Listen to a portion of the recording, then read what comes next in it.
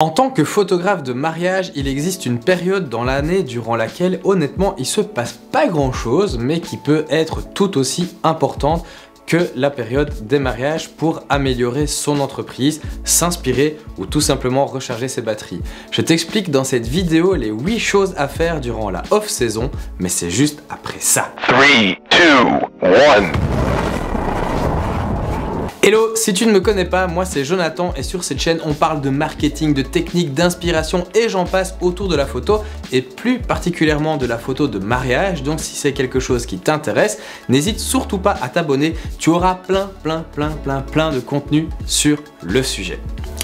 Alors première chose à faire, c'est déjà honnêtement de profiter du fait qu'on a moins de travail pour tout simplement se reposer. La saison de mariage, elle est hyper longue, elle est éprouvante, stressante et en plus notre corps est fortement sollicité. On passe la journée entière à courir partout, à se mettre dans de drôles de positions parfois. Bref, la première chose à faire, c'est déjà de se reposer, se vider l'esprit et recharger ses batteries. C'est hyper important et c'est selon moi essentiel de s'accorder quelques jours de vacances et de célébrer le fait que l'on vient de terminer une nouvelle saison. On mérite ce temps de repos, alors on profite et on décompresse. La deuxième chose pour toujours rester inspiré et motivé, c'est de pratiquer une nouvelle discipline de la photographie ou tout simplement un autre art créatif. C'est le moment de s'essayer à de nouvelles choses, peut-être de tenter de la photographie animalière ou de la photographie culinaire si on a toujours voulu essayer ça. Alors ça permet de rester actif au niveau créatif et de s'entraîner à de nouvelles choses. En plus, on peut souvent reprendre des éléments qu'on a appris pour les transposer après dans notre photo de mariage. Élément suivant, améliorer sa prestation. Pourquoi ne pas prendre du temps afin d'améliorer la communication avec les clients, revoir sa plaquette de prix, tourner une vidéo de présentation de son activité, revoir les cartes de visite, préparer des guides pour les clients, un répertoire peut-être de lieux de shooting, etc. Bref, il y a vraiment plein de choses que l'on peut faire pour proposer une prestation encore plus aboutie. C'est un moment où personnellement, je me remets beaucoup en question.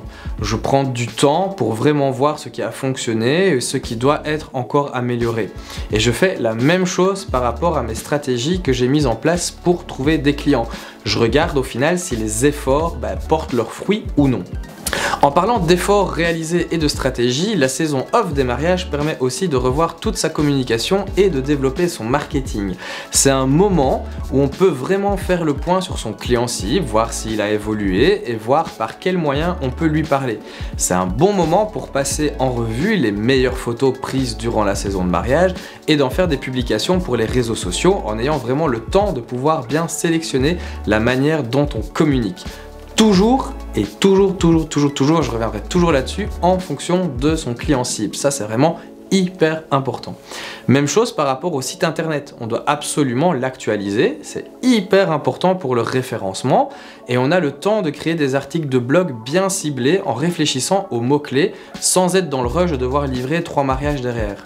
Donc on peut changer les photos de son portfolio pour y ajouter les photos les plus récentes, les plus impactantes, peut-être que notre style a aussi un petit peu évolué. On peut aussi changer ce qui doit être changé sur le site ou améliorer les textes en fonction de nouveaux mots-clés sur lesquels on souhaite se positionner.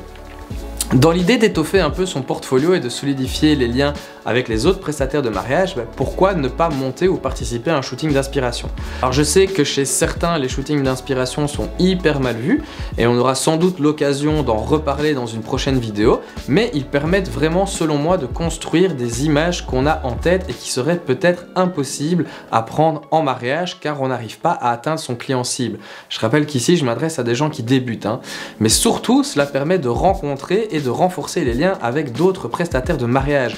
Déjà de passer un bon moment, de montrer notre savoir-faire ou bien tout simplement s'entraîner.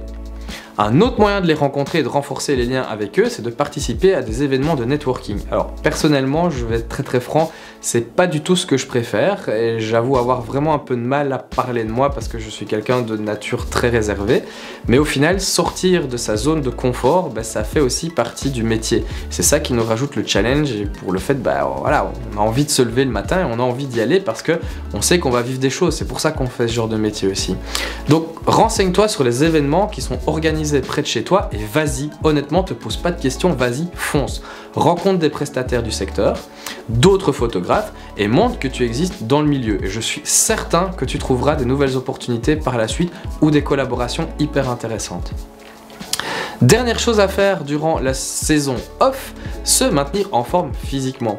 Tu ne dois pas oublier qu'il y a encore une longue saison de mariage qui t'attend et la condition physique c'est hyper important pour être au taquet durant toute une journée de mariage. Donc prends du temps pour aller courir, aller à la salle de sport, fais ce que tu veux mais bouge et prends soin de ta condition physique. Je vais pas aller encore plus loin en te disant mange 5 fruits et légumes par jour, etc. Mais tu as vraiment compris le principe de ce dernier point. N'hésite surtout pas à me dire en commentaire ce que toi tu fais durant la off-saison, histoire d'en faire profiter toute la communauté. Et si jamais, évidemment, cette vidéo t'a donné des idées. Et si tu as aimé cette vidéo, n'hésite pas à soutenir la chaîne en t'abonnant, en laissant un pouce bleu et en partageant ma tête sur les réseaux. Et on se retrouve bientôt pour une prochaine vidéo. Et d'ici là, prends des initiatives et n'oublie pas que c'est en faisant qu'on apprend. Salut!